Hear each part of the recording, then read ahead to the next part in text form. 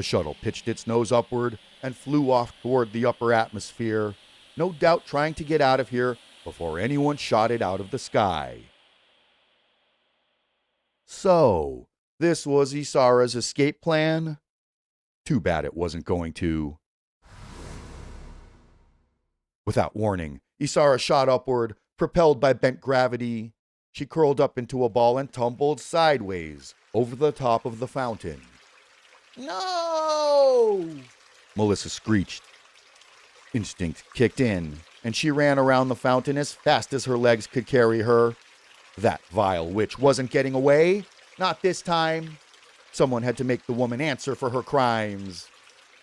On the other side of the fountain, Melissa found Isara standing right in front of the slip gate.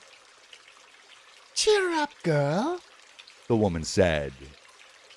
"What's a hero without a villain to give her life meaning?"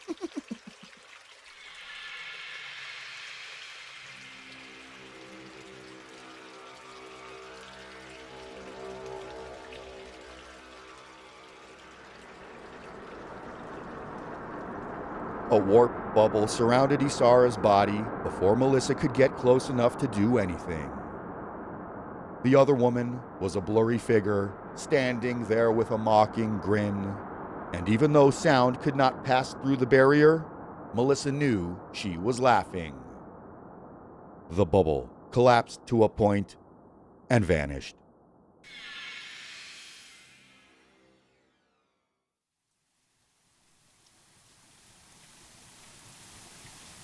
Isara stepped out of the bedroom in her small cabin to find fat raindrops pelting the living room window.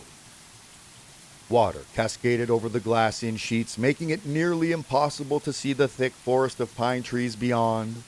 A crackling fire filled the room with the scent of wood smoke and offered enough warmth to drive away the chill such a deluge would inevitably bring. This far north, even late spring could bring unpleasant weather. 2 chairs were positioned side by side at the window with their backs to her, and somehow she knew that one was occupied. The half-finished glass of water on the table between them was one clue, but really, she could have sensed this man's presence, even if she were deaf and blind. Isara wrinkled her nose, then shook her head in irritation. "Come to check on me?"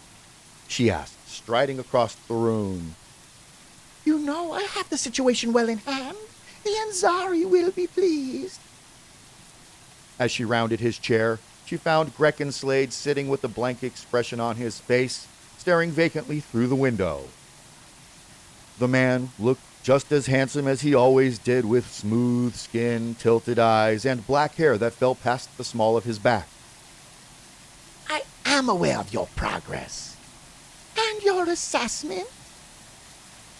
A cruel, mocking smile was Slade's response, but he never took his eyes off the storm outside. "You've done surprisingly well with limited resources. I admit the incident in the park was quite inspired. You wanted discord." "I did indeed." Isara stood next to his chair with arms folded, unable to find the will to look up. Of course, the heat in her face wasn't helping matters at all. "The seed has been planted," she said, defending herself despite the fact that Slade had offered praise. "It won't be long before everyone is wondering if they can trust the Justice Keepers." "Yes." "Which begs the question, what happens next?" Grecken Slade sat with his elbows on the armrests of his chair, peering through steepled fingers at the window.